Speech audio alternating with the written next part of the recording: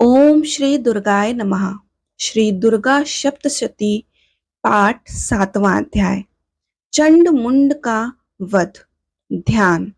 मैं मातंगी देवी का ध्यान करती हूँ।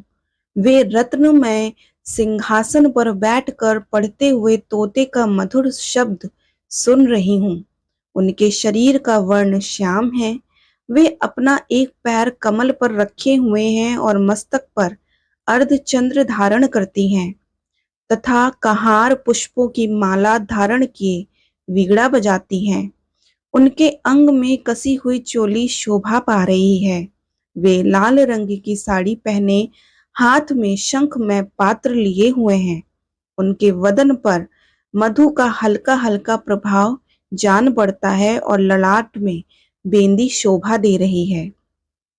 ऋषि कहते हैं, तदंतर शुभ की आज्ञा पाकर वे चंड मुंड आदि दैत्य चतुरांगिनी सेना के साथ अस्त्र शस्त्रों से सुसज्जित हो चल दिए। फिर गिरिराज हिमालय के सुवर्ण में ऊंचे शिखर पर पहुंचकर उन्होंने सिंह पर बैठी देवी को देखा। वे मंद मंद मुस्कुरा रही थी। उन्हें देखकर दैत्य लोग तत्पर आते से पकड़ने का उद्योग करने लगे। किसी ने धनुष तान लिया, किसी ने तलवार संभाली और कुछ लोग देवी के पास आकर खड़े हो गए। तब अंबिका ने उन शत्रुओं के प्रति बड़ा क्रोध किया। उस समय क्रोध के कारण उनका मुख काला पड़ गया, ललाट में भौहें टेढ़ी हो गईं और वहां से तुरंत विकराल मुखी काली प्रकट हुई, जो तलवार और पाश लिए हुए थीं। वे विचित्र खड्वांग धारण किए और चीते के चर्मिक साड़ी पहने नर मुंड को माला से विभूषित थी। उनका शरीर का मांस सूख गया था, केवल हड्डियों का ढांचा था, जिससे वे अत्यंत भयंकर जान पड़ती थी। उनका मुख बहुत विशाल था, जीभ लपलपाने के कारण और भी डरावनी प्रतीत होती थी। उनकी आंखें भीतर की ओर धसी हुई और कुछ लाल थी। वे अपनी भयंकर गर्जना से संपूर्ण दिशाओं को गुंजा रही थी। बड़े बड़े दैत्यों का वध करती हुई वे कालिका देवी बड़े वेग से दैत्यों की उस सेना पर टूट पड़ी और उन सब को भक्षण करने लगी। वे पार्श्व राक्षसों, अंकुशधारी महावतों योद्धाओं और घटा सहित कितने ही हाथियों को एक ही हाथ से पकड़कर मुंह में डाल लेती थी। इसी प्रकार घोड़े, रथ और सारथिकों को, साथ रथी सैनिकों को मुंह में डालकर वे बड़े भयानक रूप से चबा डालती थी। किसी के बाल पकड़ लेती, किसी का गला दबा देती, किसी को पैरों से कुचल डालती और किसी को छाती से धक्के से गिराकर मार डालती। वे अश्रुओं के छोड़े हुए बड़े बड़े अस्त्र शस्त्र मुंह से पकड़ लेती और रोष में भरकर उनको दांतों से पीस डालती। कालीन ने बलवान एवं दुरात्मा दैत्यों की वह सारी सेना रौंद डाली, खा डाली और कितनों को मार भगाया। कोई तलवार के घाट उतारे गए, कई खटवाग से पीटे गए और कितने ही असुर दांतों के अग्रभाग से कुचले जाकर मृत्यु को प्राप्त हुए।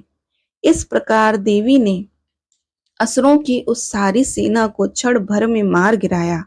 यह देख चंड उन अत्यंत भयानक काली देवी की ओर दौड़ा तथा महादैत्य मुंड ने भी अत्यंत भयंकर बाणों की वर्षा से तथा हजारों बार चलाए हुए चक्रों से उन भयानक नेत्रों वाली देवी का आच्छादित कर दिया। वे उनको चक्र देवी के मुख में समाते हुए ऐसे जान पड़े मानो सूर्य के बहुत तेरे मंडल बादलों के उदर में प्रवेश कर रहे हों। तब भयंकर गर्जना करने वाली काली ने अत्यंत रोष में भरकर विकट अट्टहास किया। उस समय उनके विकराल वदन के भीतर कठिनता से देखे जा सकने वाले दांतों के प्रभाव से अत्यंत उज्जवल दिखाई देती थी।